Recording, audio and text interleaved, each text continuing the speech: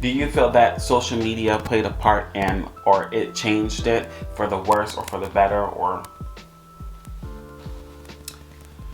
Um, I would have to say, as far as it's, it made it. I think it made it worse in some ways. Social media, because social media now it gets the information out there quicker, you know,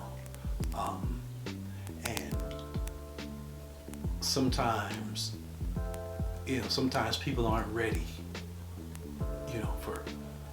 for certain things, and I think social media, in some ways, social media is bad because it doesn't, it doesn't take that person to person into account. It doesn't take that. It just puts the most people at your fingertips all at once without you really engaging that person, like face to face, body language wise, things like that. Because all of that's for, that has to do with, that's content too, and the social media's content is for you to just have all these people at you, you type a little bit about yourself, say a little bit about yourself, or if you guys FaceTime and just that.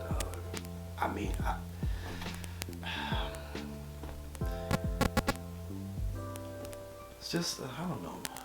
It's too plastic for me. It was definitely in the 90s. Definitely. And like I said before, it's because of the advent of the internet completely changed the game, So before, in order to meet each other, so let's take it back to like Stonewall, right? In order to meet each other, you had to find these places where you can meet, where you can get together and meet somebody and possibly interact, and that's how we found each other back then. Back in the 90s, when the internet was born, that kind of took that away, because now you had people from hundreds of miles away at your fingertips, in the form of AOL chat rooms. And those things were scandalous, but it brought the community together. But with that togetherness, we also had the separation of the whole interaction from beyond the screen. So that's the huge, the 90s was where everything kind of went downhill. See, I didn't know that. I would have thought about the early 2000s, about early to mid 2000s. Well, early to mid 2000s. Now we're looking at, of course, smartphones and the apps. The smartphones and the apps now created. Okay, so we in my era, we had the chat rooms, right? And anybody can get into the chat rooms. And you can talk to anybody no matter what, because it was a smaller community and we're just trying to make a connection, essentially, right? Now we have the smartphones and the apps, and that made the community much broader. And what that did was it made our connection much smaller, because there are so many choices, so many options, we have to refine what it is that we're looking for so that we can try to weed out all the unnecessary. That in and of itself is a horrible thing, because you never know in what package you're going to receive the thing that you need. And we became very self-centered. we became very shallow. Everything was based on looks, swipe left, swipe right, and that nobody gets to know you for who you are.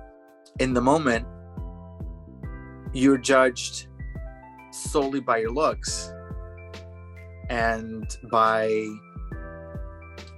how much dick you're packing. That's the truth. So dating, I think dating is non-existent in our community. Back in the day, I think dating was more prevalent. And I also think because, you know, love is love, everything else, there were people that were willing to risk certain stuff. I think now, the difference between then and now is that we have social media. We have Grindr, we have Jacked, we have Scruffed, we have a whole plethora of apps that cater to our community. And our community, child, I know once I get on Grindr, I get hit up at least like several different times from several different people, and all they want to do is fuck.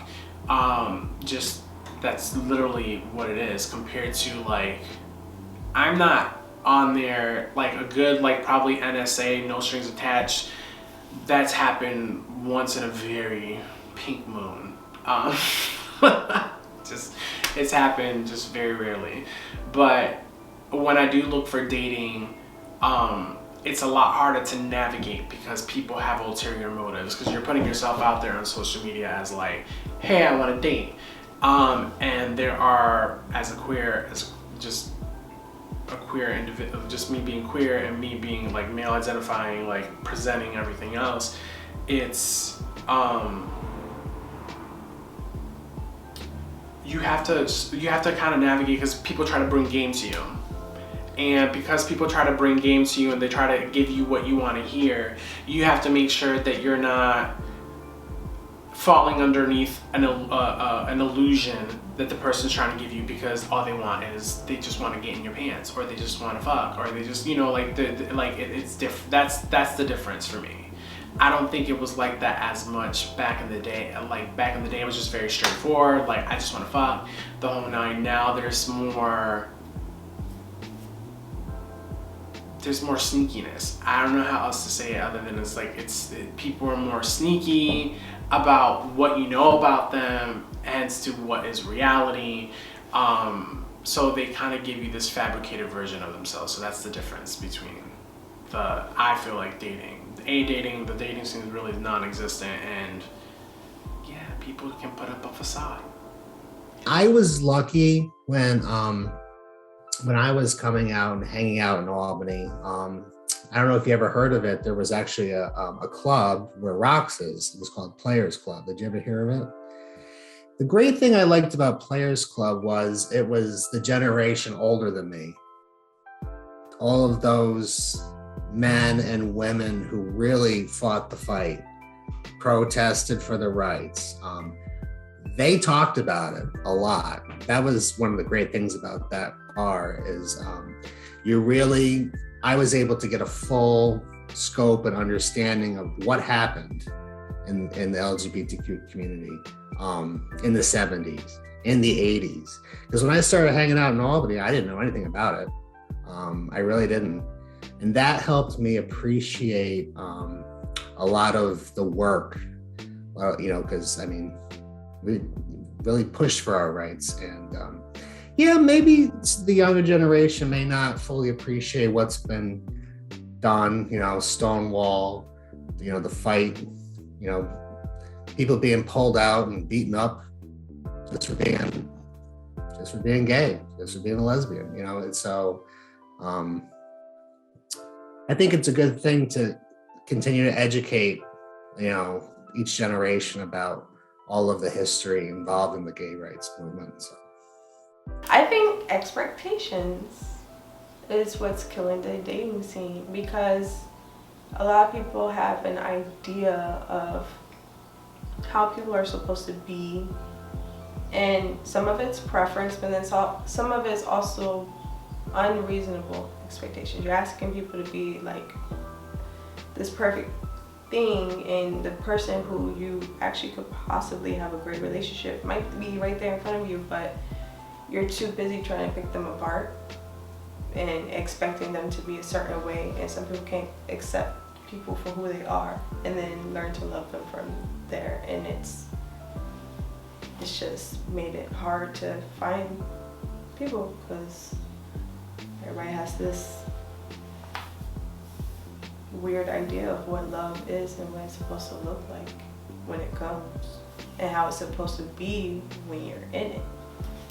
So it's like people don't stay in relationships long anymore.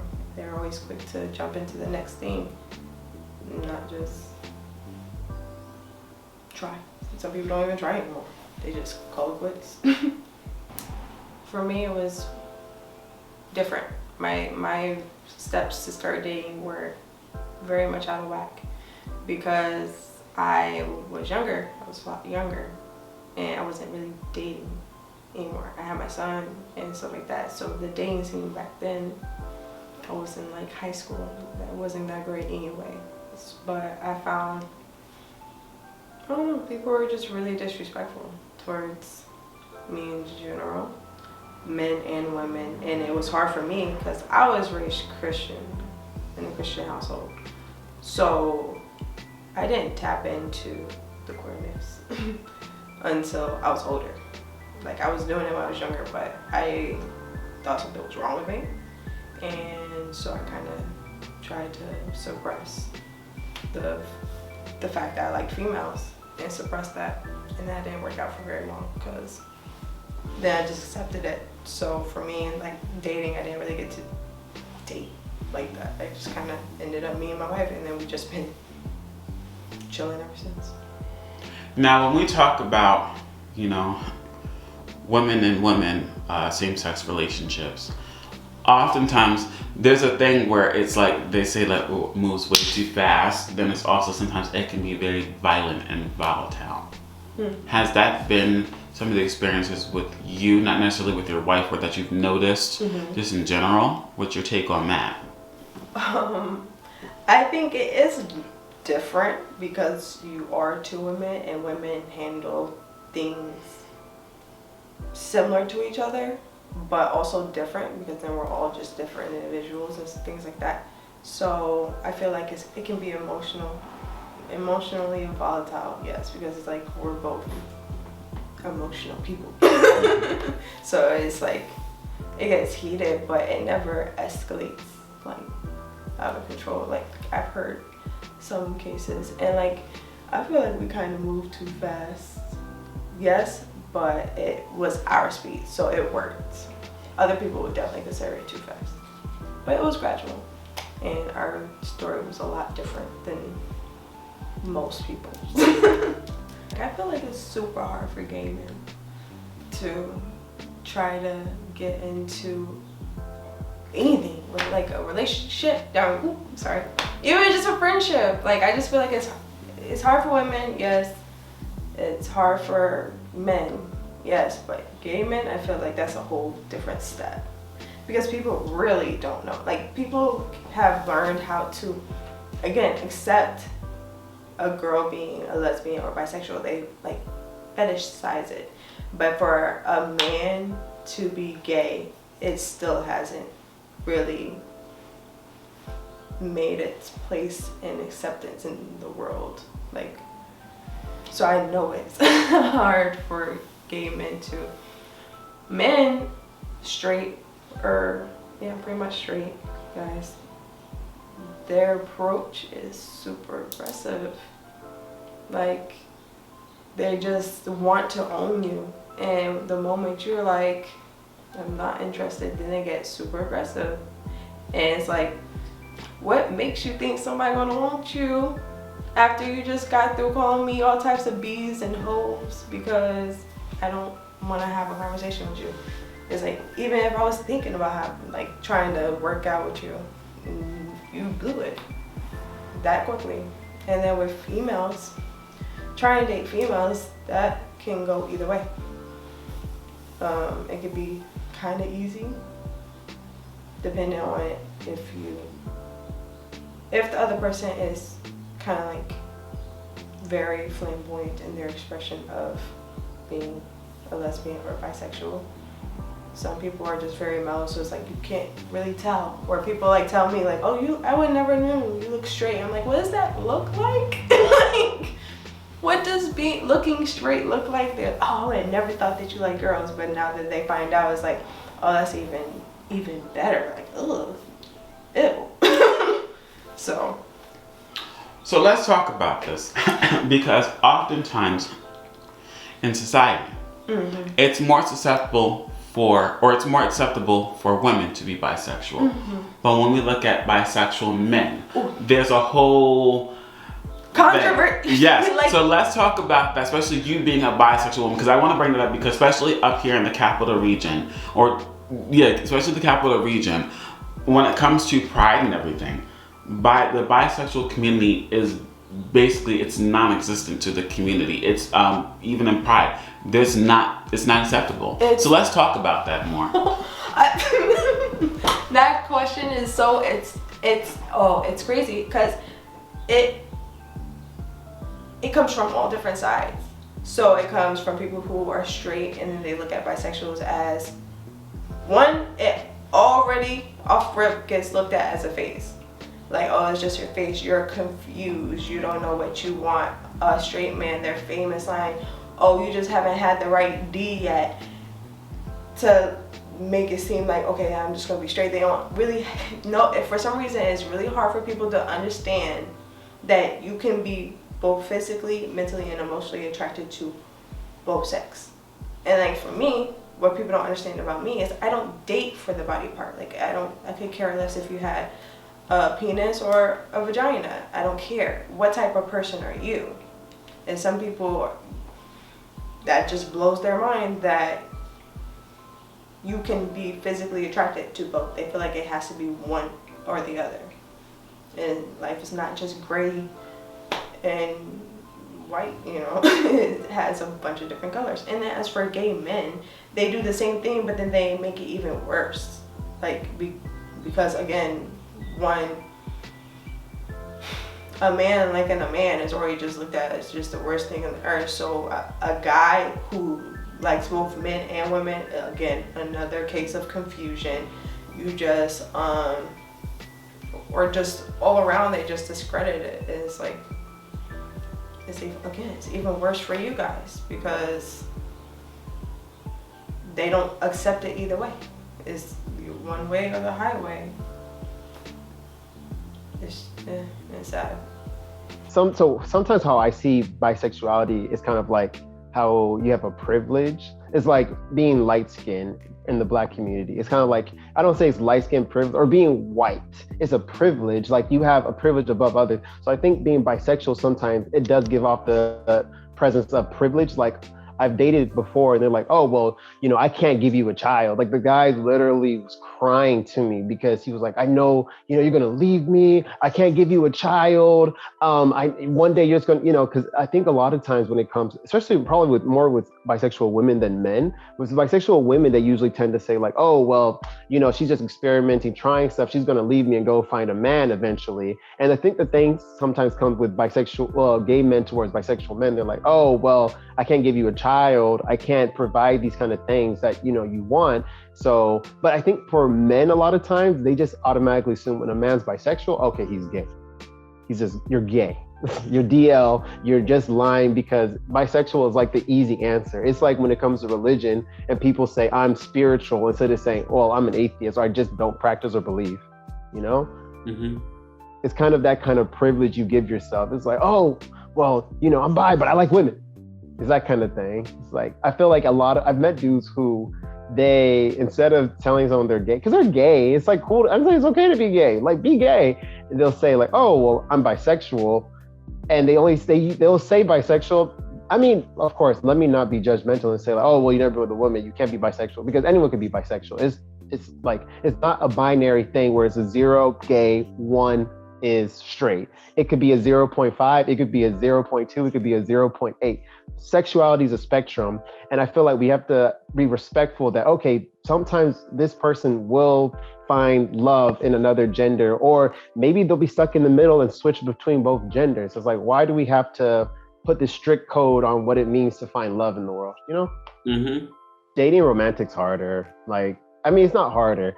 So so this is what I've been going through recently when it comes to dating. So, because I date both. So when I tend to go out with a woman, I try to let her know from the jump, like, yo, I'm bisexual. And I've had like amazing conversation, 3-4 hour conversations on the phone or in person. We talked, great conversation. Oh, I can't wait. Oh, we should go do this together. And then I like drop that little gem at the end of the conversation, and I'll get a text in the morning, like a long text, like, thank you for your communication today. And I am very proud to call you a friend, but I do not see myself dating a man who could possibly be homosexual. Like, I've had a text the next day after having a full-on personal-ass conversation with a woman, you know?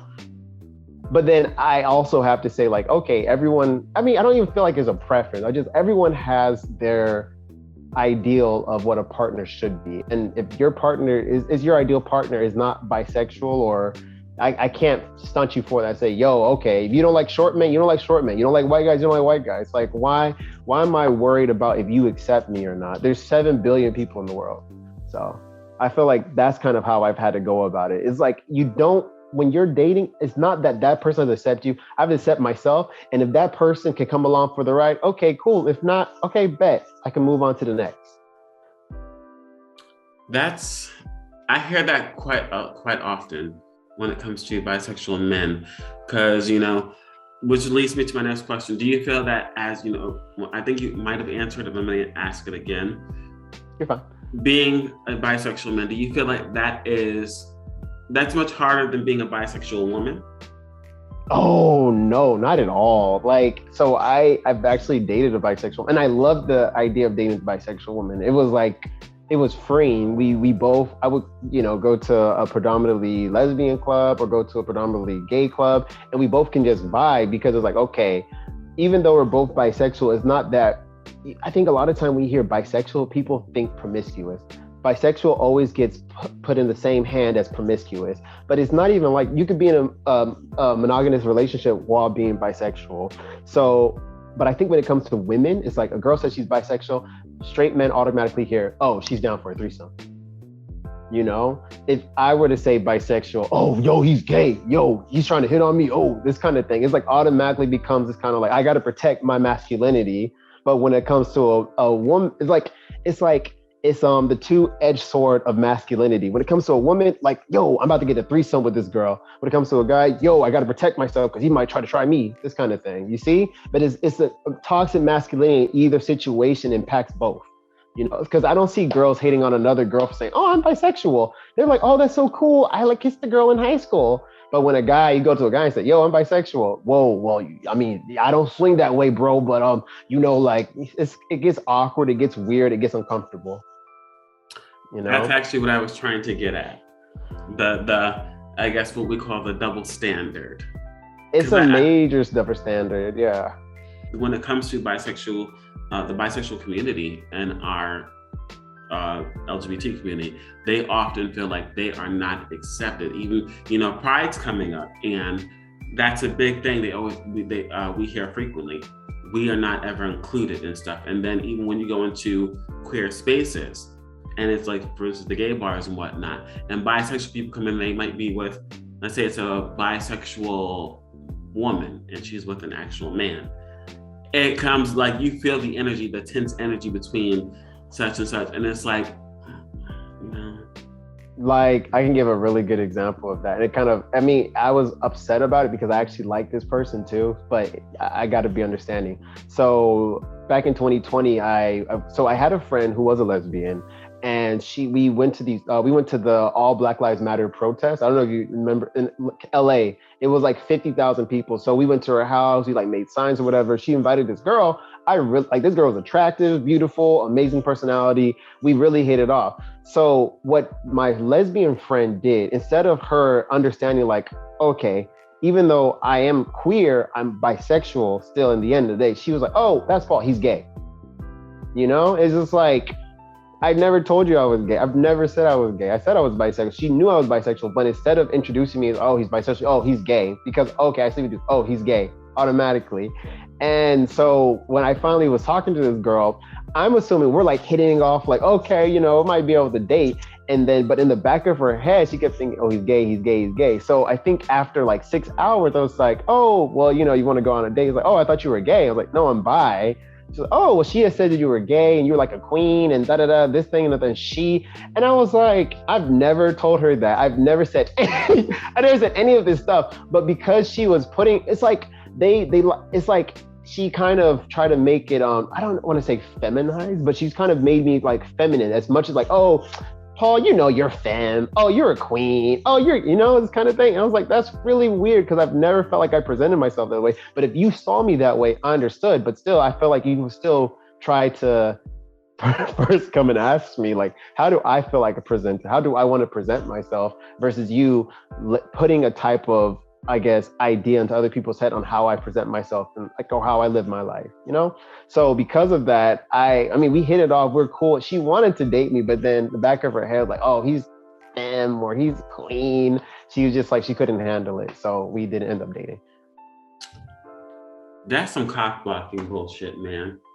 It's cock blocking, but it's also like, so in those kind of cases, I wouldn't even know how to handle it anymore. Cause I've had, I don't want to say even black women either, but it's like majority of the time, the issue when it comes to being bisexual, it was always like, I would like, cause I'm more attracted to black women, right? So I'm trying to date, but then I'm also like, I don't want to tell her I'm that because I feel like a lot of times when it comes to black women, except the one yesterday, like that was the first time I think I've had it. No, I've had it like 3 now, but one was bisexual. Does she count? I don't know. But when I first started to, it was always like the same kind of like, oh, well, I don't know if I can do this because you're bisexual. Oh, well, you might be gay. What if you're DL? I don't know. And I was like, if I was DL, I wouldn't have fucking told you. I wouldn't have told you anything. I would have like, and it's funny because every single time, great conversation, but as soon as I tell them that, it's like they switch. And I was like, if I had went on without telling you, you would have never known. You would have been just there oblivious. But I felt like if I'm trying to have a connection with you, I have to be full upfront with you, because if I had any ill or malice intent towards you, I would have hid that shit. I'm going to tell you my status. I'm going to tell you what I like. I'm going to tell you who I'm into. I'm going to tell you these things because I legit have an interest in you. And I think it's weird when a lot of times heterosexual people use that as like this, like against you, like, oh, well, you know, he's probably sleeping with a bunch of people. He's promiscuous. It's weird. So, I mean, you kind of have to live with that kind of thing when it comes to it. But also I have the privilege of, one, bisexual, I can marry a woman versus a guy who's probably gay and he'll marry a woman and not like her or something like that just to, you know, keep up appearances. I don't have to worry about keeping up appearances. When I was living down in Virginia with the Navy, it was a huge to-do. Mostly when it comes to Hispanics who are in the military, it's mostly Mexicans and Filipinos, funny enough. So when I came up on the scene, when I came out and I was out on the scene, I'm this green-eyed Cuban, and like nobody has seen a Cuban down in Virginia, because you understand it's mostly these country white boys that are in the military, corn-fed and whatnot, and a smattering of African American men. So the Hispanic contingent was mostly between the Mexicans and the Filipinos. So being Cuban on the scene was a huge to-do. Like everybody wanted to know who I was and what I was doing, and you know, and to get a piece. And I'll be honest with you, for somebody who was quite reserved and not very outspoken, I love the attention. So the attention kind of fed me, and it was during those years when I first came out that I actually became increasingly sexually active, because I was seen as like a token. And that's of course hindsight 2020, but now I look at it and I'm like, wow,